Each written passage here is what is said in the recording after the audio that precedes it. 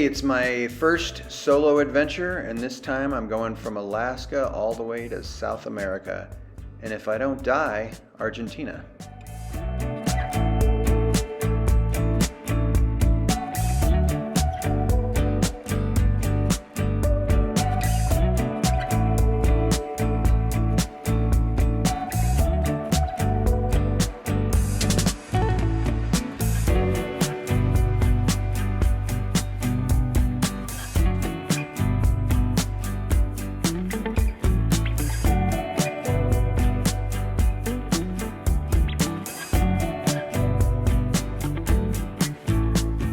Started my journey by boarding a ferry from Bellingham, Washington through the inland passage all the way up to Haines, Alaska.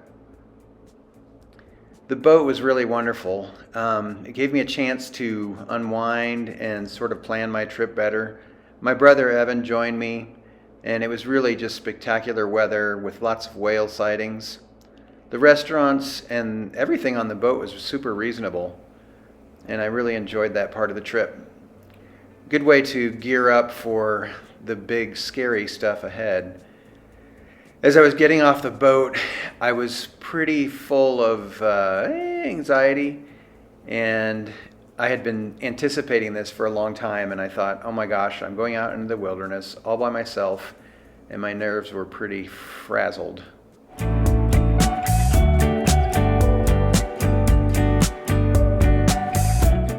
It was funny though, as I got off the ship and hit the throttle, I was like, oh yeah, I remember this. I ride motorcycles. The boat trip had been 4 days, and it was a nice transition to get back out on the highway again.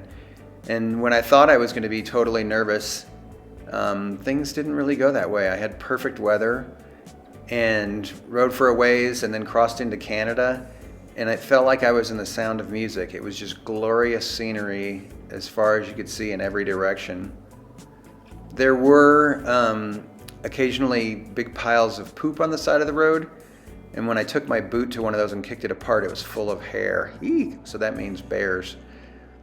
Over in Whitehorse, there's a great moto camp just for motorcyclists, and I believe it's just called Moto Camp, and met a nice Canadian rider there, and he rode with me a couple hundred miles as I headed down the Glaciers Highway.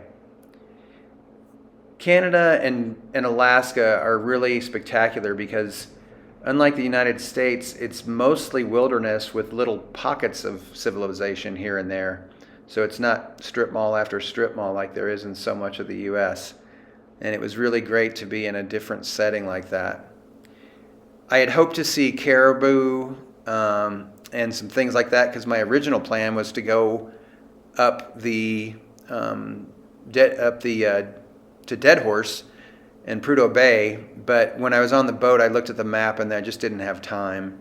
So I had to get back to work, and so I opted for just taking it a little bit easier. Maybe I'll come back someday and do the Canadian part. I'll do the Dempster Highway, and the guys at that camp place in Whitehorse were really egging me on and making me think that would be a great idea someday. But for now, I'm happy to just do Alaska to Argentina. That's plenty of miles.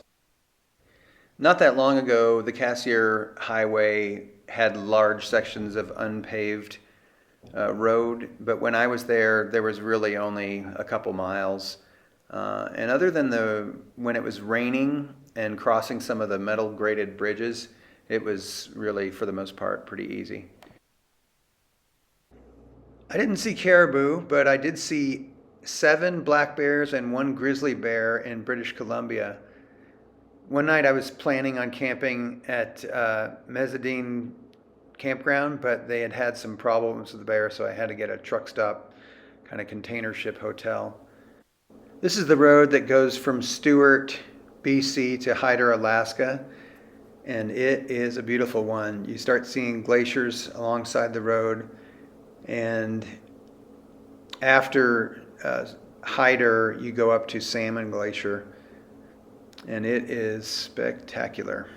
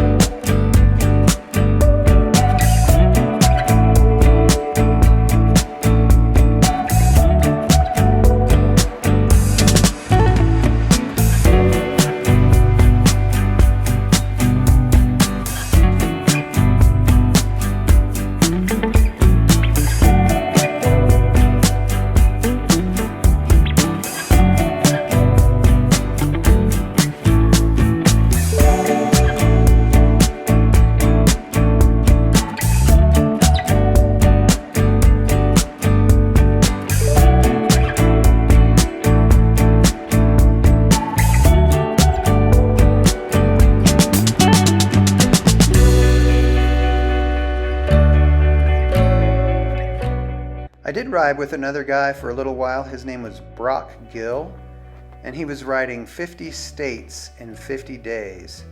And he ended up actually being successful in pulling it off.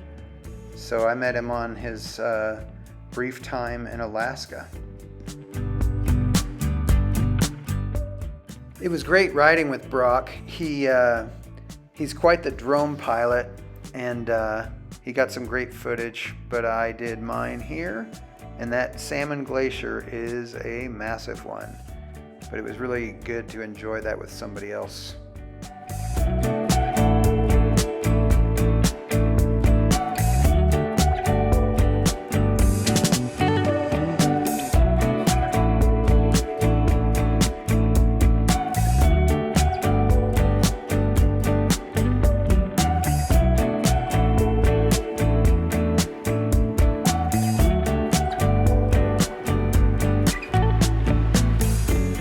After visiting the coast, I headed east towards central British Columbia. And one morning I was out. I don't have footage of it, but man, I came 2 seconds from hitting a bear. If I hadn't stopped to put sunscreen on, I would have smacked that guy and had a game over day, because my trip would have been done.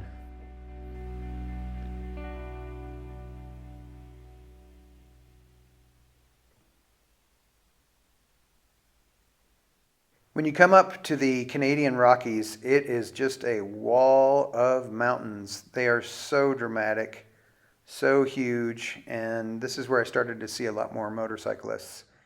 The scenery is unbelievable, especially when you get into Jasper and Banff. Canadians are exceptionally nice, and this was the second gentleman that rode with me, and we stayed together and camped together for a few days. And he was just nice as could be. And somehow he only lived 3 hours from Banff, but had never been there before. So it was really great to share seeing something new and amazing with another rider as well.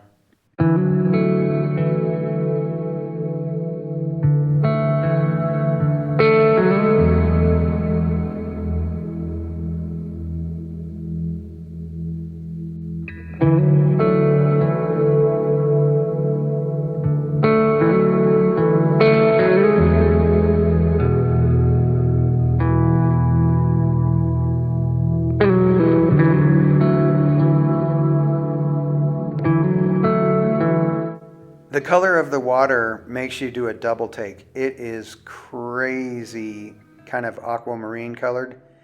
And we could have spent the whole day taking pictures because it was just so beautiful. Lake Louise was spectacular, even though there were some crowds. But there's plenty of room in Banff to get your own little slice of the heaven that it is. After Lake Louise, I headed south, continuing along with the Canadian Rockies down a long, dusty road, but it ended up being a beautiful campground just in a state park, or I guess a provincial park. And there were hot springs and a lot less people, so it was a little more wild, but well worth the miles to get out there because it was spectacular as well.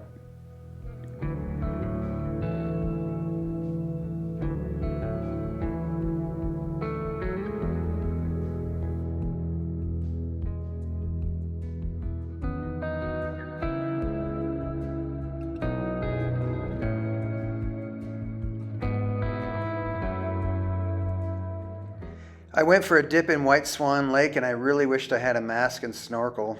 The water was not as cold as you might think, and the hot springs were a great break afterwards. All of British Columbia left me just amazed. I can't believe that I had lived so close to this and never gone to visit it before. So I did it. I was very intimidated going to Alaska and British Columbia by myself and the Yukon, but I did my first big solo adventure bike ride, and I was really happy to have done it. When I returned, I traded my house in for my first apartment in 30 years, and was getting ready for what's next. And the strange thing is, I had rushed back to get back from Alaska to get to work, and then found out that my job got cut with the budget cuts. So even though I had this apartment for a month, my job only lasted 2 more weeks. So yeah, I had come back kind of rushed to get back to work from my big trip with Alaska and Yukon and British Columbia. And I worked for 2 days, and they said, oh yeah, your job got cut with the Medicaid cuts. So sold the house, got a divorce,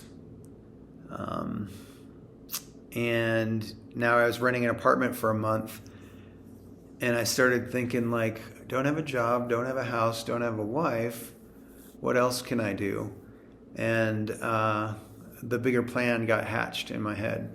And I'm sitting here in San Miguel de Allende, Mexico, and finally getting time to edit my videos. So if you follow along, you'll get to see me go from Oregon down through the Redwoods over to Central California and Bryce Canyon, Zion, down through Monument Valley, as well as Taos, New Mexico, and Austin before I go to the border, where the adventure really starts, because crossing into another country is a whole nother thing. So please subscribe, and thank you to everybody that's been subscribing a long time.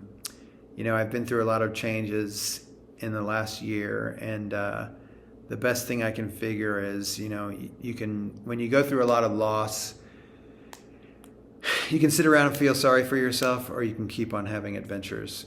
And I'm choosing to try to see things in a positive way and recognize that I'll never have this kind of freedom again. So now is the time to act. Thanks.